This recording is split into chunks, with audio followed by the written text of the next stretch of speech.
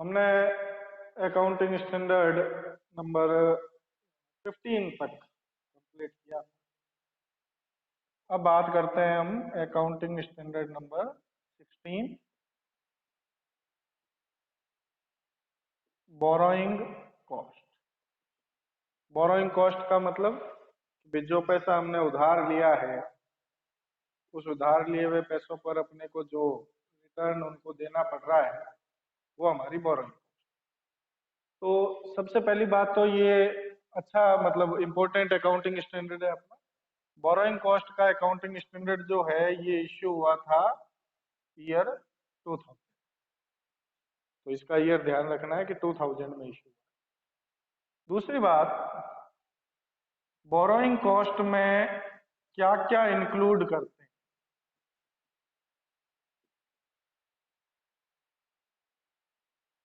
Borrowing cost में देखो, सबसे पहले तो हम इंक्लूड करेंगे भाई जो इंटरेस्ट का बर्डन है हमारा, वो तो होगा ही।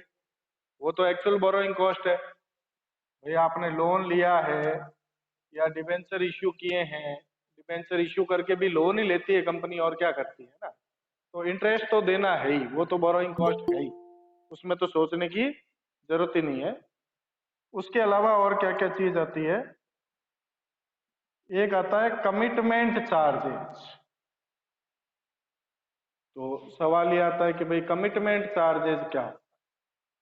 कमिटमेंट चार्जेस ये होता है कि जैसे मान लो आपका लोन पास हो गया, ठीक है ना, लोन पास हो गया लेकिन आपने लोन को यूज नहीं लिया, यूज आपने 2 महीने बाद लिया, तो भाई बैंक वालों ने तो आपके अकाउंट में पैसा 2 महीने पहले डाल दिया था, आपका इंटरेस्ट तो चालू हो गया 2 महीने पहले ही, और आपने वो पैसा 2 महीने बाद यूज लेना स्टार्ट किया है, तो वो बैंक वालों की गलती थोड़ी है। लेकिन हम कहेंगे कि भाई हमारे वो 2 महीने तक पैसा काम ही नहीं आने वाला था, क्योंकि हमारा जो प्रोजेक्ट है वो 2 महीने बाद ही स्टार्ट हुआ। तो वो जो 2 मंथ का इंटरेस्ट लगेगा वो कमिटमेंट चार्जेस की कैटेगरी, ठीक है ना। थर्ड नंबर पे आता है cost of maintaining loan. Loan को मेंटेन करने की कॉस्ट। तो लोन को मेंटेन करने की कॉस्ट क्या हो सकती है। भाई जैसे आप लोन ले रहे हो, तो या तो कोई चार्टर्ड अकाउंटेंट के थ्रू ले रहे हो या कोई एजेंट के थ्रू ले रहे हो, तो उनको आपको कमीशन भी तो देना पड़ेगा ना। तो उनको आपको लोन लेने के अगेंस्ट में जो कमीशन देना पड़ रहा है वो भी आपके लोन की कॉस्ट, तो उसको भी आपको बोरोइंग कॉस्ट में ही include. Fourth number, discount on issue of debenture. आप जैसे डिबेंचर इश्यू करके लोन लेते हो पब्लिक से, तो डिबेंचर आपने डिस्काउंट पे इश्यू की,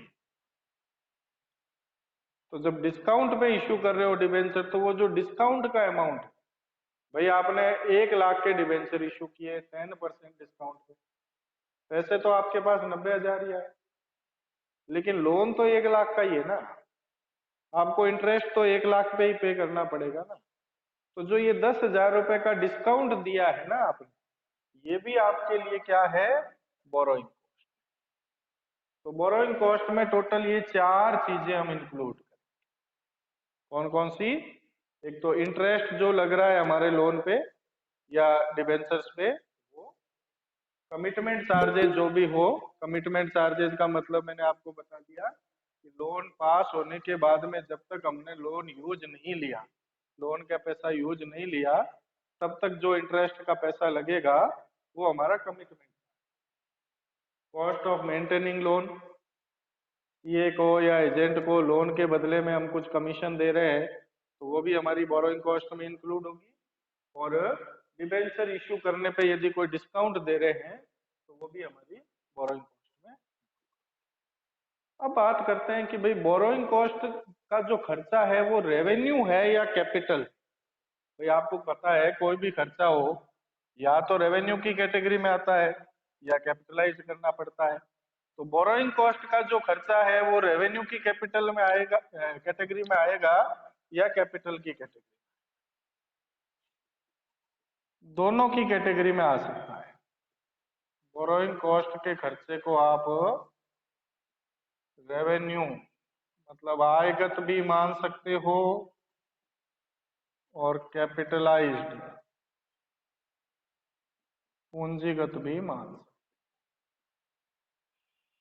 अब आप कहोगे आयगत कब मानना है और पूंजीगत कब? इसमें मेनली आपको ये बात ध्यान रखनी है कि जो आपकी क्वालिफाइंग एसेट्स मतलब जिसके लिए आप लोन लें, यदि वो 12 महीने से बाद कंप्लीट हो, मतलब हमारा जो प्रोजेक्ट है जिसके ऊपर हमने लोन लिया है वो यदि 12 महीने के बाद कंप्लीट हो रहा हो तो फिर उसके ऊपर लगने वाला जितना इंटरेस्ट होगा, बोरोइंग कॉस्ट होगी, उसको कैपिटलाइज्ड करेंगे। कैपिटलाइज्ड करने का मतलब उस एसेट्स की कॉस्ट में जोड़। और मान लो कि आपके 12 महीने से पहले कंप्लीट प्रोजेक्ट, जैसे मान लो आपने मशीन खरीदी या फ्लैट खरीदा है, कोई फ्लैट खरीदा बना बनाया रेडी, वो तो तुरंत खरीद लिया आपने, 12 महीने छोड़ 5 दिन ही नहीं लगे, पैसे दिए खरीदा, 1 सेकंड में काम हो गया। तो यहाँ पे यदि 5 दिन का आपका इंटरेस्ट लग रहा है तो वो इंटरेस्ट आपका रेवेन्यू की कैटेगरी में जाएगा, आयगत होगा और उसको पीएनएल में डालना पड़ेगा। उस इंटरेस्ट को आप फ्लैट की कॉस्ट में इंक्लूड। लेकिन यदि आप कोई बिल्डिंग बना रहे हो, अब बिल्डिंग बनाने का काम स्टार्ट कर दिया है आपने और बिल्डिंग बनाने में आपको 2 साल लग गए, तो जब तक बिल्डिंग बनकर कंप्लीट नहीं होगी तब तक जितना इंटरेस्ट लगेगा, 2 साल का जितना इंटरेस्ट है वो सारा बिल्डिंग की कॉस्ट में इंक्लूड हो जाएगा। हाँ, बिल्डिंग बनने के बाद में यदि इंटरेस्ट लगेगा वो फिर कैपिटलाइज नहीं होगा, वो तो रेवेन्यू रहेगा और एज एक्सपेंसेज पीएनएल अकाउंट में डालना है। ठीक है ना? तो ये जो क्वालिफाइंग एसेट्स होती है जो 12 महीने के बाद में आफ्टर 12 मंथ्स बन के तैयार होती है, उन सब में तो जो बोरोइंग कॉस्ट है वो कैपिटलाइज्ड करनी पड़ती है, मतलब हमें अपनी एसेट्स की कॉस्ट में जोड़। और 12 महीने से अंदर अंदर यदि हमारा प्रोजेक्ट पूरा हो रहा है तो फिर बोरोइंग कॉस्ट को एसेट्स की कॉस्ट में ऐड। ठीक है, एक तो ये बात।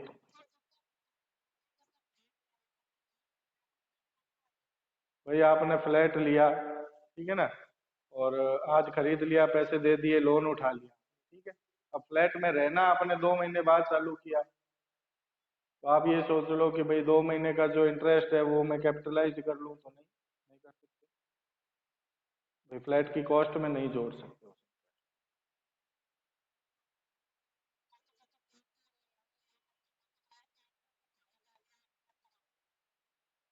हाँ, 1 साल के अंदर अंदर है। तो यदि आपने कोई कंस्ट्रक्ट हो रहा है, फ्लैट बिल्डिंग बन रही है और उसमें फ्लैट बुक कराया है, ठीक है, और उसमें लोन उठा के कुछ पैसा आपने दे दिया है और फ्लैट का पोजीशन आपको कंप्लीट होके 2 साल बाद मिल रहा है, तो 2 साल तक जितना इंटरेस्ट मिलेगा वो फ्लैट की कॉस्ट में।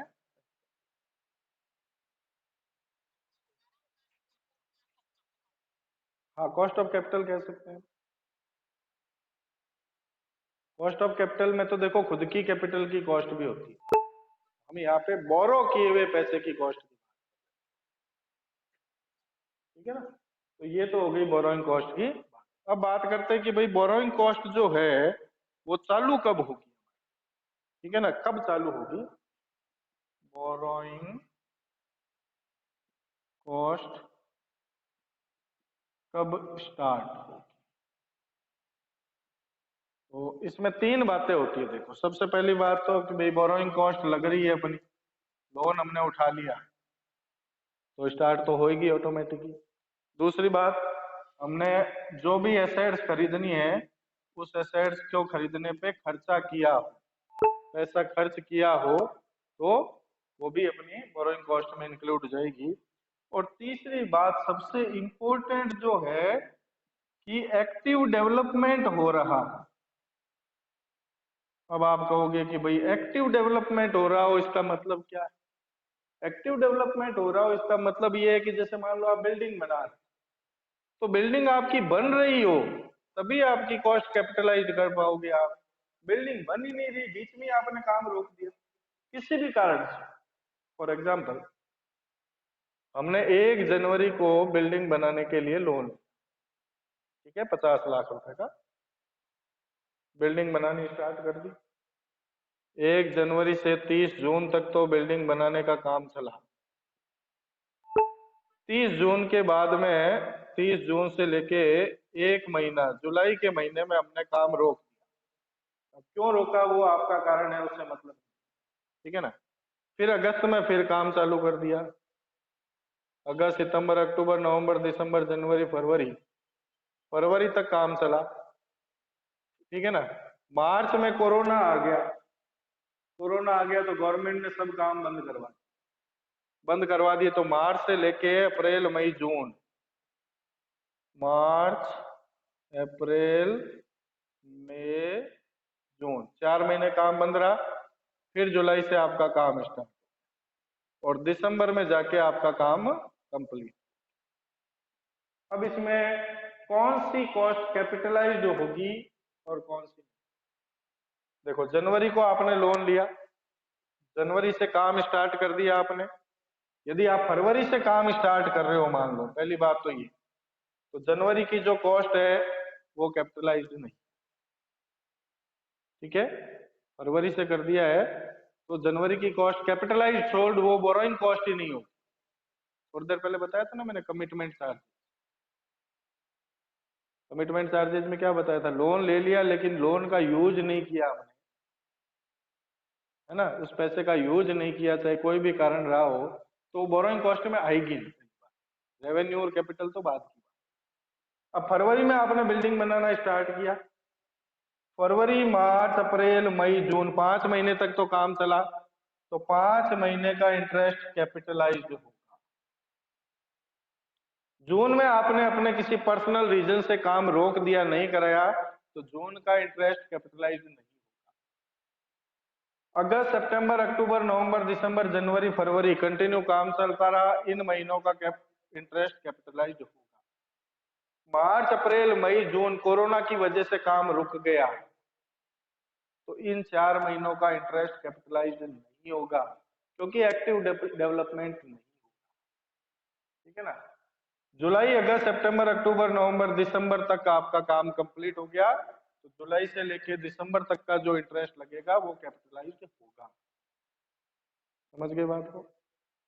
ये जो ब्रेकिंग पीरियड है ना, जैसे इस साल 1 महीने आपने काम रोक दिया, कोई भी कारण रहा हो, ये 4 महीने काम रुक गया, भले कोरोना के कारण रुका हो, भले स्ट्राइक हड़ताल के कारण रुका हो, भले कोर्ट स्टे के कारण रुका हो, कारण कोई भी रहा हो, उससे मतलब नहीं है। यदि आपका एक्टिव डेवलपमेंट नहीं हो रहा, क्या नहीं हो रहा है? एक्टिव डेवलपमेंट, बीच में काम रोक दिया है। बीच में काम रोकने को कहते हैं हम सस्पेंशन। क्या कहते हैं? सस्पेंड कर दिया है हम काम को, तो सस्पेंशन पीरियड जो होगा उसकी कॉस्ट को कैपिटलाइज नहीं कर। यदि एक्टिव डेवलपमेंट जिस जिस समय रहा है हमारा, उस टाइम की कॉस्ट को हम कैपिटलाइज, मेन ये चीज इसकी ध्यान रखना, ठीक है। अच्छा, कैपिटलाइजेशन कब खत्म होगा? जिस दिन अपनी एसेट्स बन के तैयार हो जाएगी, उस दिन उस बोरोइंग कॉस्ट का कैपिटलाइजेशन खत्म। उसके बाद यदि कोई भी इंटरेस्ट लगता है तो फिर वो रेवेन्यू नेचर का होगा, उसको हम कैपिटलाइज्ड नहीं कर सकते। ये तो खैर बात आपको क्लियर है। तो मेन जो है वो एक्टिव डेवलपमेंट को आपको ध्यान रखना है कि एक्टिव डेवलपमेंट होना जरूरी है। सस्पेंशन हो गया, बीच में काम रुक गया, तो जितने पीरियड का सस्पेंशन हुआ है उतने पीरियड की बोरोइंग कॉस्ट आप कैपिटलाइज्ड नहीं, ठीक है। डिस्क्लोजर रिक्वायरमेंट क्या है?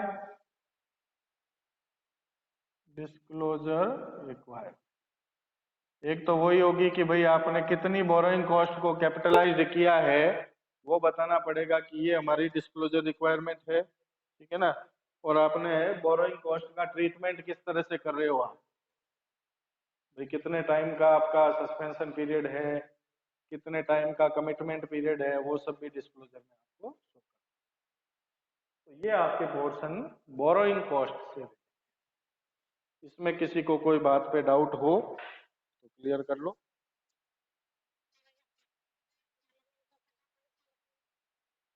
बोरोइंग कॉस्ट लग रही हो मतलब हमने लोन ले लिया हो, प्लस उस लोन का पैसा खर्च करना चालू कर दिया, क्योंकि खर्च करने से पहले का जो पैसा होगा वो तो बोरोइंग कॉस्ट माना ही नहीं। बताया ना मैंने आपको। जैसे जनवरी में लोन ले लिया, काम फरवरी से स्टार्ट किया, तो जनवरी के महीने का इंटरेस्ट जो है वो बोरोइंग कॉस्ट है ही नहीं, उसको मानेंगे नहीं बोरोइंग। रेवेन्यू करना या कैपिटल करना तो बाद की बात। और किसी का कोई पॉइंट। रेवेन्यू और कैपिटल वाला, रेवेन्यू कब करना है और कैपिटल कब करना है ना। मैंने आपको बताया कि यदि आप जो भी चीज बना रहे हो, जो भी एसेट्स बना रहे हो, यदि वो 12 महीने से पहले कंप्लीट हो जाती है बनाई अपनी, तब तो बोरोइंग कॉस्ट का खर्चा एसेट्स की कॉस्ट में इंक्लूड नहीं होगा। यदि वो एसेट्स 12 महीने के बाद कंप्लीट हो रही है, तो जितना भी बोरोइंग कॉस्ट लगेगा वो सारा का सारा एसेट्स की कॉस्ट में इंक्लूड करना पड़ेगा। लेकिन ये 3 शर्तें पूरी होनी चाहिए, जिसमें सबसे इंपॉर्टेंट एक्टिव डेवलपमेंट होना जरूरी है। यदि बीच में काम रुक गया है तो जितने पीरियड, जितनी अवधि तक आपका काम रुका है, उतने टाइम का इंटरेस्ट आप कैपिटलाइज नहीं। क्लियर है। और किसी को कोई डाउट हो।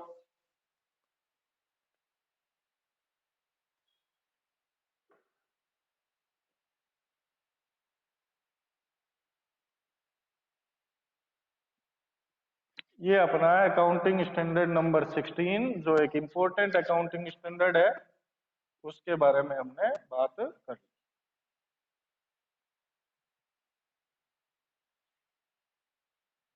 एक बात मैं आपको बताता हूं, अकाउंटिंग स्टैंडर्ड को हम पढ़ते हैं ना, तो वैसे तो एक तरह से बहुत बोरिंग से होते हैं कि यार क्या है, थोड़ी थोड़ी। लेकिन जो व्यक्ति अकाउंटिंग स्टैंडर्ड सारे के सारे मेन पॉइंट्स अच्छे से पढ़ लेता है, उसकी 20% अकाउंट तो यही क्लियर हो जाता है।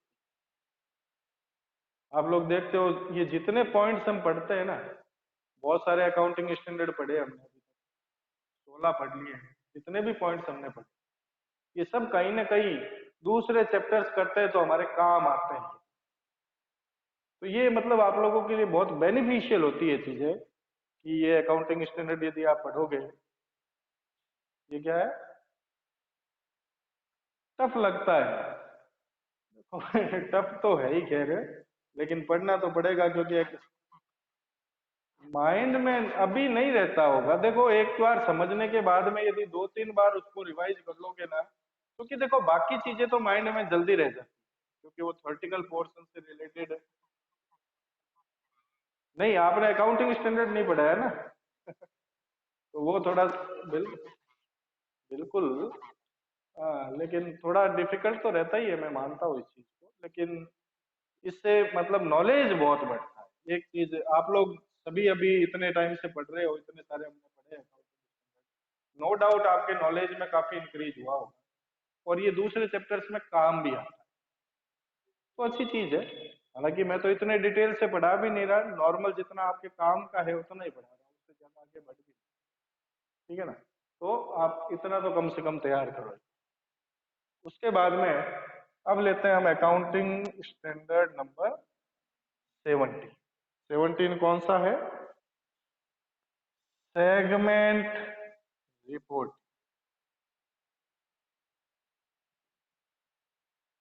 अब ये सेगमेंट क्या है, सेगमेंट दो तरह के हो सकते हैं। देखो, एक बिजनेस सेगमेंट हो सकता है, एक ज्योग्राफिकल सेगमेंट हो सकता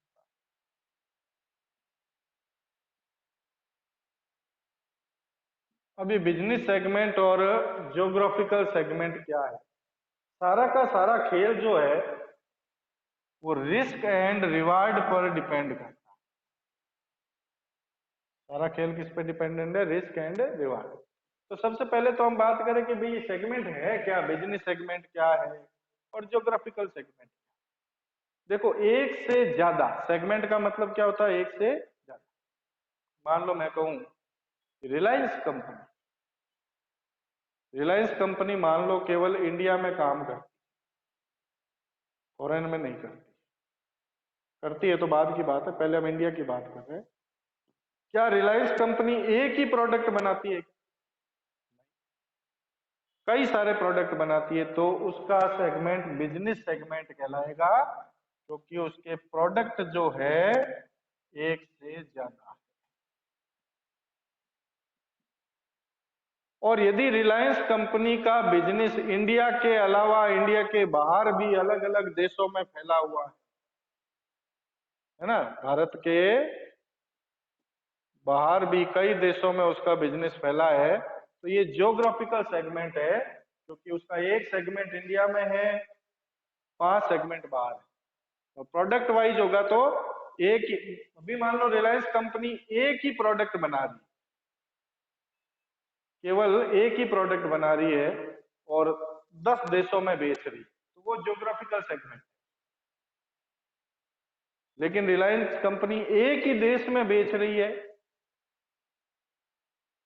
और 10 प्रोडक्ट बेच रही है, तो ये प्रोडक्ट वाइज बिजनेस सेगमेंट। तो एक तो ये सेगमेंट का मतलब आपको अच्छी तरह से पता होना चाहिए कि सेगमेंट क्या है। तो रिस्क एंड रिवार्ड की बात आती है कि भाई बिजनेस सेगमेंट में रिस्क एंड रिवार्ड जो होगा वो प्रोडक्ट के अकॉर्डिंग, ज्योग्राफिकल सेगमेंट में रिस्क एंड रिवार्ड जो होगा वो स्थान के अकॉर्डिंग होगा, ज्योग्राफिकल पोर्शन के अकॉर्डिंग। अभी मान लो हम बात करें कि जैसे अभी ऑनलाइन क्लासेस का जमाना है, पहले ऑफलाइन क्लास ही चलती थी, है ना। अभी ऑनलाइन क्लास पूरी जिंदगी चलेगी, बंद कभी नहीं होगी। अब कोचिंग संस्थान जो है वो क्या करेगा, अपने प्रोडक्ट को 3 सेगमेंट में डिवाइड कर, क्या कि भाई हमारी ऑफलाइन क्लास भी चल रही है, उसमें आके बैठना चाहो तो उसमें बैठ जाओ, हमारी लाइव ऑनलाइन क्लास भी चल रही है, उसमें आके बैठना चाहो तो उसमें आके बैठ जाओ, और हमारे रिकॉर्डेड लेक्चर भी अवेलेबल है, उसको देखना चाहो तो उसको देख लो। तो इस बिजनेस के 3 सेगमेंट हो गए। ऑफलाइन क्लास की फीस के साथ 10,000 रुपए है, लाइव ऑनलाइन की फीस के साथ 8,000 रुपए है, रिकॉर्डेड लेक्चर की फीस के साथ 4,000 रुपए। तो रिस्क एंड रिवार्ड अलग अलग हो गया ना, प्रोडक्ट अलग अलग हो गए, इसलिए रिस्क एंड रिवार्ड क्या हो गए, अलग अलग हो गए। तो ये बिजनेस सेगमेंट। अब ज्योग्राफिकल सेगमेंट की बात करें कि भाई एक कोचिंग क्लास है वो केवल लाइव क्लास ही चलाता है, ऑफलाइन चलाता ही नहीं है, ओनली ऑनलाइन लाइव क्लास। अब वो राजस्थान में चलाता है तो उसकी फीस अलग है, और केरला में चलाता है तो उसकी फीस अलग है, क्योंकि राजस्थान में उसको पैसे कम मिल रहे हैं, लोगों की मान लो पेइंग कैपेसिटी कम है, और केरला में पेइंग कैपेसिटी ज्यादा है, तो यहाँ पे फीस उसने अलग रखी है, केरला में अलग रखी है। प्रोडक्ट केवल एक है, लाइव क्लास। बिजनेस सेगमेंट का प्रोडक्ट केवल क्या है, एक है, लेकिन ज्योग्राफिकल सेगमेंट कितने हैं, 2 है, राजस्थान भी है और कुछ बिजनेस ऐसे होते हैं जिसमें दोनों तरह के सेगमेंट होते हैं। भाई जैसे रिलायंस की बात करें तो रिलायंस कंपनी एक से ज्यादा प्रोडक्ट बनाती है, इसलिए उसके बिजनेस सेगमेंट है, और एक से ज्यादा देशों में काम कर रही है, इसलिए उसको ज्योग्राफिकल सेगमेंट भी है। तो सारा का सारा खेल जो है वो किस पे डिपेंडेंट है, रिस्क एंड रिवार्ड पे डिपेंड। अब इसमें हम 2 चीजों में डिवाइड कर सकते हैं कि भाई प्राइमरी कौन सी चीज है और सेकेंडरी कौन सी। डिवाइडेशन इन प्राइमरी एंड सेकेंडरी। देखो, यदि आपका बिजनेस सेगमेंट है, कौन सा है, बिजनेस सेगमेंट पे काम कर रहे हो, तो फिर आपका प्रोडक्ट तो होगा प्राइमरी, ठीक है, और ज्योग्राफी आपके लिए होगा सेकेंडरी। यदि आप ज्योग्राफिकल सेगमेंट पे काम कर रहे हो तो उस केस में ज्योग्राफी तो होगी आपकी प्राइमरी और प्रोडक्ट होगा आपके लिए सेकेंडरी। और यदि मिक्स्ड दोनों सेगमेंट पे काम कर रहे हो, जैसे रिलायंस कंपनी कर रही है, तो दोनों सेगमेंट पे जब काम करोगे तो प्रोडक्ट होगा आपका प्राइमरी और ज्योग्राफी होगी सेकेंडरी। दोनों सेगमेंट में प्रोडक्ट को हमेशा प्राइमरी रखा जाएगा और ज्योग्राफिकल पोर्शन को सेकेंडरी। तो ये होती है अपनी सेगमेंट रिपोर्ट, ठीक है। अब सेगमेंट रिपोर्टिंग में एक और बात हम करें कि आपके एक से ज्यादा सेगमेंट है, जैसे रिलायंस कंपनी है, एक से ज्यादा प्रोडक्ट है, 5 प्रोडक्ट बना रही है, तो क्या वो ये नहीं चाहेगी क्या कि मैं ये पता लगाऊं कि 500 प्रोडक्ट पे मुझे अलग अलग कितना प्रॉफिट? बिल्कुल पता लगाना चाहिए। तो P&L, trading P&L, financial statement एक नहीं बनाएगी, 5 बने, हर प्रोडक्ट का अलग अलग। और ज्योग्राफिकल में है तो वो ये पता लगाना चाहेगा कि भाई एक अपना बिजनेस इंडिया में है, एक लंदन में है, एक दुबई में है, एक कनाडा में है, तो सब जगह बिजनेस में अलग अलग प्रॉफिट कितना हो रहा है।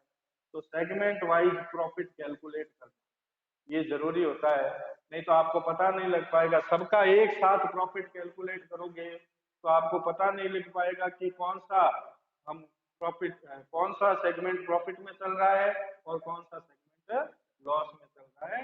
बस ये इतनी सी बात है सेगमेंट रिपोर्टिंग के स्टैंडर्ड में ध्यान में रखना। बहुत इजी सा काम है, समझ में आ गया होगा या नहीं है किसी को कोई डाउट?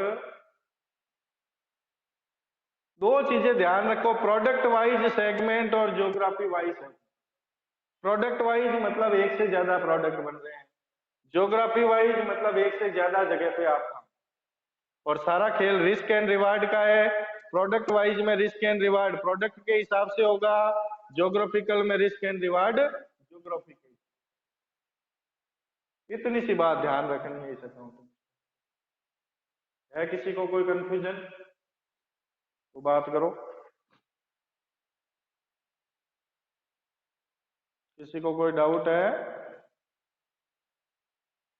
नहीं है?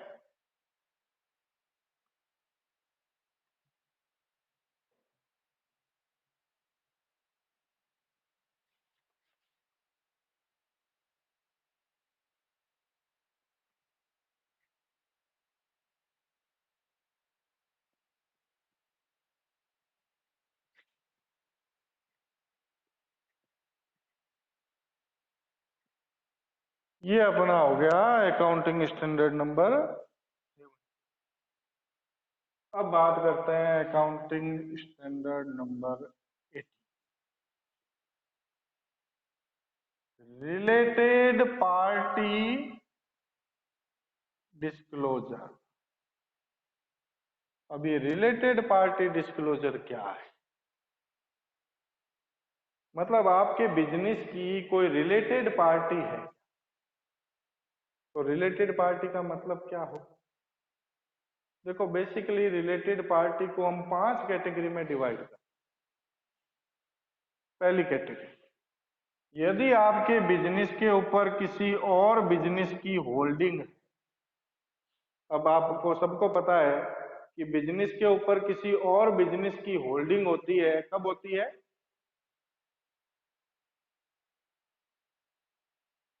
कब होती है?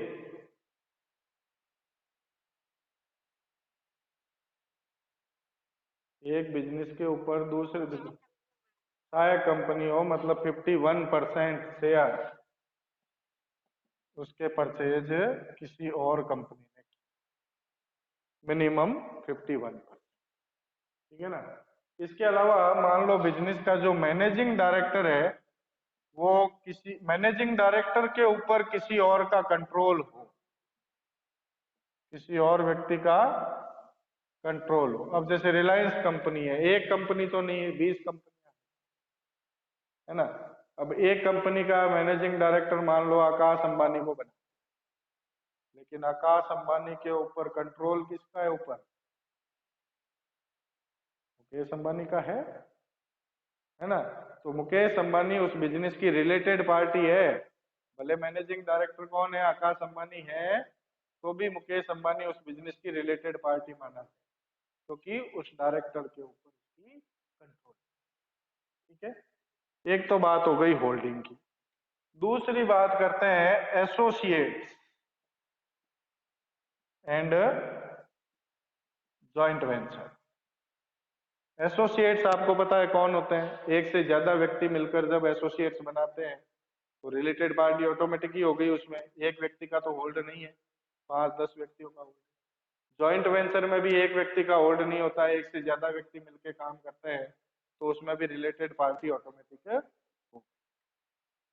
तीसरी बात करते हैं कि भाई जो सिग्निफिकेंट इन्फ्लुएंस होता है, सिग्निफिकेंट इन्फ्लुएंस कब होता है? किसी भी व्यक्ति का एक बिजनेस में, इंडिविजुअल की बात कर रहे हैं, कोई इंडिविजुअल का किसी बिजनेस में सिग्निफिकेंट इन्फ्लुएंस कब माना जाता है? सिग्निफिकेंट इन्फ्लुएंस हिंदी में हम कहते हैं सारवान हित। आप लोगों ने कभी न कभी ये सब तो पढ़ा होगा।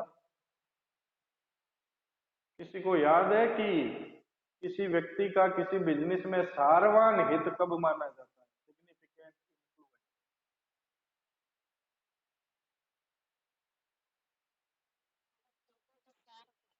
कितने कितने?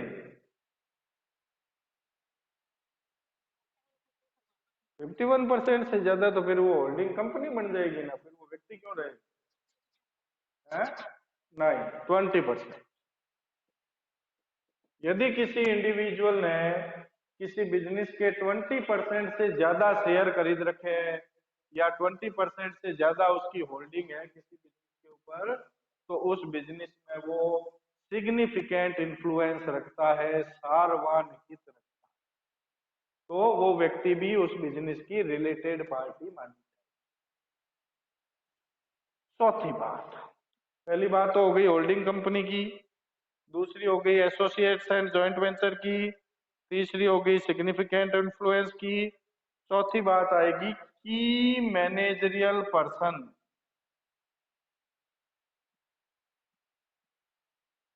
बिजनेस में की मैनेजरियल पर्सन कौन कौन होते हैं? कोई डायरेक्टर है, कोई मैनेजर है, मतलब ऐसे व्यक्ति जो बिजनेस को कंट्रोल करते हैं, बिजनेस का मैनेजमेंट करते हैं, है ना? वो सब व्यक्ति भी उस कंपनी के लिए, उस बिजनेस के लिए रिलेटेड पार्टी मानी। और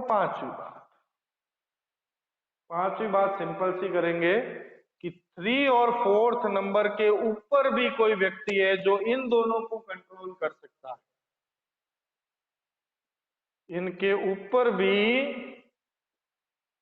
कोई कंट्रोलर हो तो वो व्यक्ति भी रिलेटेड पार्टी की कैटेगरी। अब सवाल ये आता है कि भाई ये रिलेटेड पार्टी क्यों पढ़ रहे हैं हम? क्या करना है रिलेटेड पार्टी का? भाई कोई बिजनेस है, उसमें 51% से ज्यादा किसी की होल्डिंग है, तो वो रिलेटेड पार्टी है। कोई एसोसिएट एंड जॉइंट वेंचर के जो पार्टनर्स हैं, वो रिलेटेड पार्टी है। किसी व्यक्ति का किसी बिजनेस में सिग्निफिकेंट इन्फ्लुएंस है, सार्वजनिक हित है, मतलब 20% से ज्यादा हित है, तो वो रिलेटेड पार्टी है। कोई की मैनेजरियल पर्सन है बिजनेस में, तो वो रिलेटेड पार्टी है। और इन दोनों के ऊपर भी यदि कोई कंट्रोलर है इनका, तो वो भी रिलेटेड पार्टी है। तो करना क्या है रिलेटेड पार्टी का? देखो, जब आप बिजनेस की बैलेंस शीट, फाइनेंशियल स्टेटमेंट बनाओगे ना, तो फाइनेंशियल स्टेटमेंट के नीचे आपको डिस्क्लोजर देना पड़ेगा। क्या? कि हमारे बिजनेस की रिलेटेड पार्टीज कौन कौन है, और क्या हमने अपने बिजनेस की रिलेटेड पार्टीज के साथ कोई ट्रांजेक्शन किया है क्या? क्योंकि रिलेटेड पार्टी का बिजनेस पे पूरा प्रभुत्व होता है। अब जैसे मान लो कोई मिनिस्टर, अब कोई मिनिस्टर का बेटा है, मान लो एजुकेशन मिनिस्टर, अब उसका बेटा है, मान लो कोचिंग क्लासेस चला, तो वो रिलेटेड पार्टी हो गया ना उसके लिए, क्योंकि उसके ऊपर पूरा अधिकार हो गया, उसका प्रभुत्व हो। तो वही बात यहाँ पे आती है कि आज मान लो मेरा कोई बिजनेस में 20% हिस्सा है। अब मैंने कह दिया भाई माल वहां से खरीदना पड़ेगा, मेरे पिताजी की दुकान है, मेरे पिताजी की फैक्ट्री है, वहां से माल खरीदवा, उसको खरीदना पड़ेगा। अब ज्यादा रेट पे खरीदवा रहा हूँ, मान लो मैं अननेसेसरी बेनिफिट पहुंचवा रहा हूँ अपने पिताजी को, ये सही है गलत है? गलत है। तो कोई भी बिजनेस होगा, उसको पहली बात तो ये डिस्क्लोजर करना पड़ेगा अपना फाइनेंशियल स्टेटमेंट बनाने के बाद में, कि उसके बिजनेस की रिलेटेड पार्टीज कौन। इनमें से यदि जो भी रिलेटेड पार्टीज है सबके नाम डिस्क्लोज करें। इसके अलावा ये जो रिलेटेड पार्टीज है इनकी फैमिली, पूरी फैमिली, फैमिली का मतलब रिलेटेड पार्टीज के spouse, childrens, mother, father, brother, sister, ये सब भी रिलेटेड पार्टी माने जाते।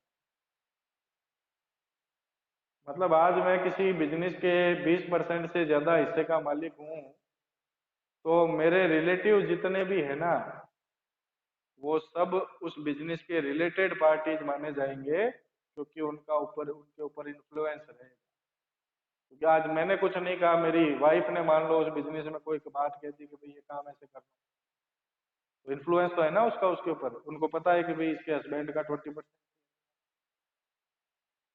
तो रिलेटेड पार्टीज का नाम डिस्क्लोज करना पड़ेगा। यदि आपने पूरे साल में रिलेटेड पार्टी या उनके रिलेटिव्स, फ्रेंड्स के साथ में कोई ट्रांजेक्शन किया है किसी भी तरह का, तो वो ट्रांजेक्शन भी आपको शो करना पड़ेगा फाइनेंशियल स्टेटमेंट के नीचे, कि आपने उनके साथ क्या ट्रांजेक्शन किया है, और उस ट्रांजेक्शन के बदले में कितने अमाउंट का लेन देन हुआ है आपके बीच में, वो सारी चीज।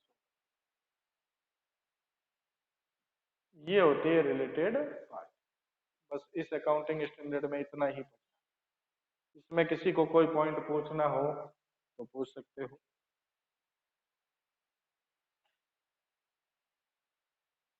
मैंने कहा ना आगे वाले स्टैंडर्ड छोटे छोटे स्मॉल रूप में ही अपने को पढ़ने पड़ेंगे, ज्यादा मात्रा करने की जरूरत नहीं पड़ेगी।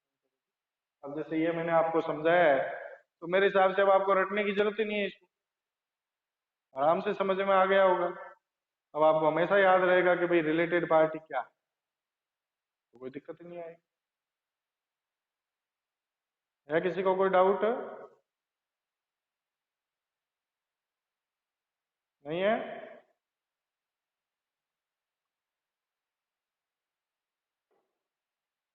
ये हो गया अपना accounting standard number 18।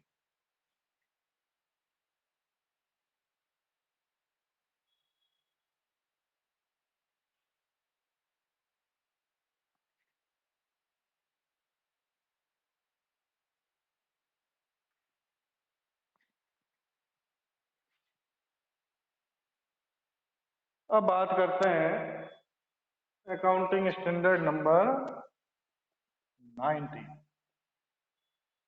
Lease account. Important standard है। लीज अकाउंटिंग का स्टैंडर्ड इश्यू कब हुआ था? 2001 में। ध्यान, लीज किसको कहते हैं?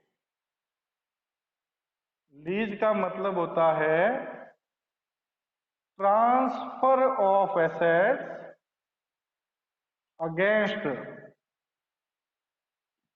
एनी कंसिडरेशन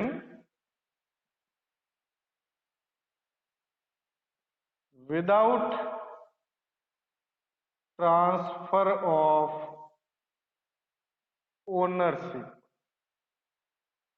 मतलब हमारे पास कोई एसेट्स है, हमने किसी और को यूज करने के लिए दे दी एक निश्चित समय की, कि भाई ये एसेट्स आप यूज कर सकते हो, बदले में आप मेरे को इतना पैसा, कंसिडरेशन मिल रहा है मेरे को, लेकिन मैंने अपनी ओनरशिप ट्रांसफर नहीं की है, ओनर मैं ही, तो उसको हम क्या कहते हैं?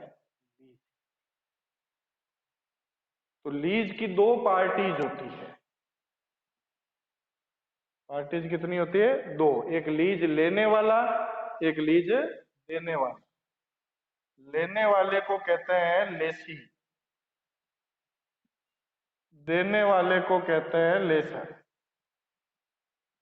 जो लीज लेने वाला है उसको हम कहेंगे लेसी, जो लीज देने वाला है उसको हम कहेंगे लेसर।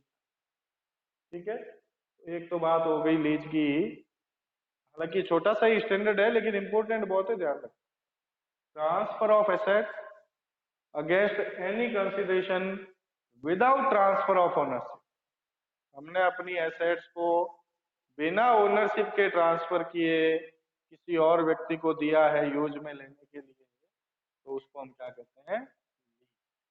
जैसे मान लो मेरे कोयले की खान है, अब मैं कोयले की खान में खुद खनन नहीं कर रहा हूं, तो मैंने किसी और को दे दिया कि भाई 2 साल तक तू इस खान पे कोयला निकाल, बदले में मेरे को रॉयल्टी दे दे, तो मैं लीज पे दे दिया। ठीक है ना, ओनरशिप ट्रांसफर। अब लीज भी दो तरह की होती है, ये तो आप सबको ही पता होगा, बताया भी था शायद एक दिन मैंने।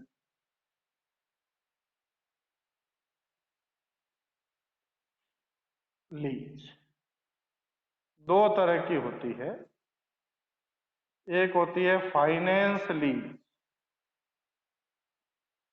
फाइनेंशियल, एक होती है ऑपरेटिंग। तो फाइनेंशियल लीज और ऑपरेटिंग लीज में डिफरेंस क्या? अच्छा, लीज में जो पैसा देने वाला है ना, जिससे हमें कंसिडरेशन मिलना है, वो हमें कंसिडरेशन एक साथ भी दे सकता है और किस्तों में भी दे सकता है, कोई मनाही नहीं होती है, ध्यान। ठीक है ना, जैसे 2 साल के लिए मैंने खान किसी को दी रॉयल्टी पे, और उसको कहा कि भाई 2 करोड़ रुपए दे दे, 2 साल तक तू काम, तो एक साथ पैसा दे दिया। उसने कहा नहीं, 2 करोड़ तो दे दूंगा लेकिन मैं हर महीने के 10 लाख से ज्यादा नहीं दूंगा, तो इंस्टॉलमेंट में भी दे सकता है, कोई दिक्कत। फाइनेंस लीज और ऑपरेटिंग लीज किसको? फाइनेंस लीज में क्या होता है, हमने एसेट्स पहले तो लीज पे दी, उसकी किस्तें बना दी, इंस्टॉलमेंट बना दी कि भाई आप इतनी इंस्टॉलमेंट में हमें पेमेंट करते रहे। जिस दिन लास्ट इंस्टॉलमेंट का पेमेंट हो जाएगा उस दिन मैं वो एसेट्स उसके नाम पे ट्रांसफर कर दूंगा, मतलब उस एसेट्स की ओनरशिप ट्रांसफर कर दी जाएगी उस व्यक्ति के नाम पे जिसको हमने। ऐसे मेथड का एक और नाम होता है, कोई बता सकता है?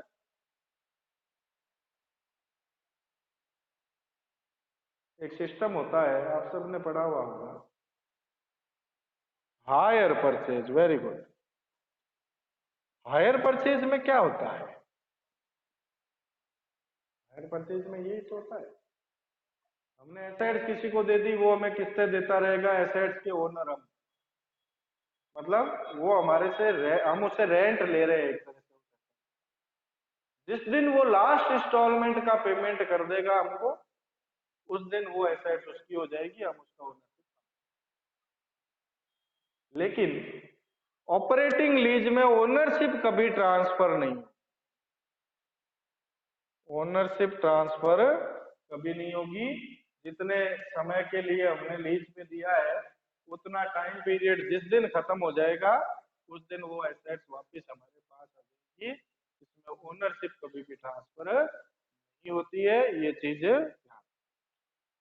जैसे मान लो आपने अपना मकान किसी को किराए पे दे दिया, कोई खान है, माइंस है, वो किसी को किराए पे दे दी, ये सब चीजें। अच्छा, आप लोगों ने हायर परचेज के साथ साथ एक इंस्टॉलमेंट पेमेंट सिस्टम भी पढ़ा होगा।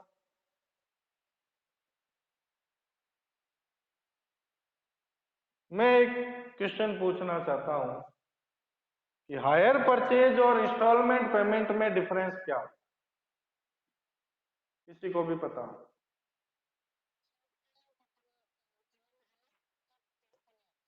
अच्छा, और हायर परचेज में ओनरशिप ट्रांसफर हो जाती है।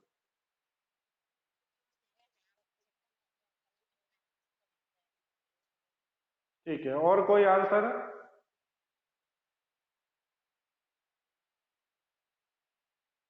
और कोई व्यक्ति जो हायर परचेज और इंस्टॉलमेंट पेमेंट में डिफरेंस बता,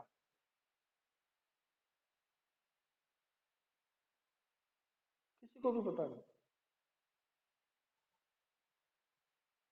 तो राधा जी ने जो आंसर दिया है उल्टा दिया। इंस्टॉलमेंट पेमेंट में ओनरशिप अथवा ट्रांसफर। एक बात आपको बताता हूँ, हायर परचेज सिस्टम तो लेट आया था, उससे पहले इंस्टॉलमेंट पेमेंट सिस्टम आ गया। तो इंस्टॉलमेंट पेमेंट सिस्टम में क्या होता था, मान लो मैंने किसी को मोटरसाइकिल बेची, इंस्टॉलमेंट ट्रांसफर हाथों हाथ हो जाएगा ओनरशिप। अब वो 10 इंस्टॉलमेंट के बाद वो देने में आनाकानी कर रहा है, तो मैं उसकी मोटरसाइकिल को जब्त नहीं, मैं केवल और केवल कोर्ट के माध्यम से उससे पैसे निकलवा, क्योंकि मैंने मोटरसाइकिल की ओनरशिप ट्रांसफर कर दी। तो उसके बाद ये प्रॉब्लम आने लगी फाइनेंसिंग कंपनीज को। तो फाइनेंसिंग कंपनी ने सबने मिलके मना कर दिया कि भाई हम लोग तो इंस्टॉलमेंट पेमेंट पे काम नहीं करते। तो फिर एक नए सिस्टम का इजाद हुआ जिसका नाम था हायर परचेज। इसमें क्या हुआ कि भाई उनको फाइनेंसिंग कंपनी को ये अधिकार दिया गया कि भाई जो एसेट्स है उसकी ओनरशिप आप अपने पास, अगले को एसेट्स यूज करने दो। मान लो जिस दिन वो डिफॉल्टर घोषित हो जाए, किस्तें चुकाना बंद कर दे, एसेट्स वापस उठा के और सारी पेमेंट कर दे, तो उसके बाद ओनरशिप ट्रांसफर कर दे। ये होता है हायर। तो हायर परचेज और इंस्टॉलमेंट पेमेंट में बेसिकली ये डिफरेंस होता है कि आपको। हाँ,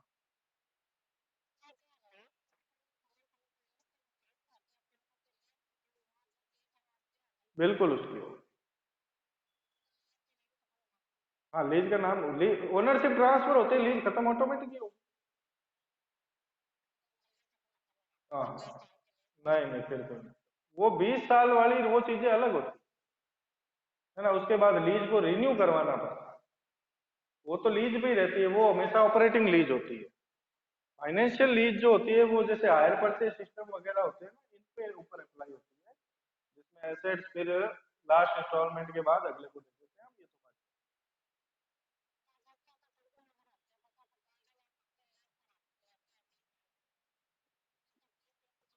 वो ऑपरेटिंग लीज होती है, वो फाइनेंसिंग नहीं होती, वो ऑपरेटिंग।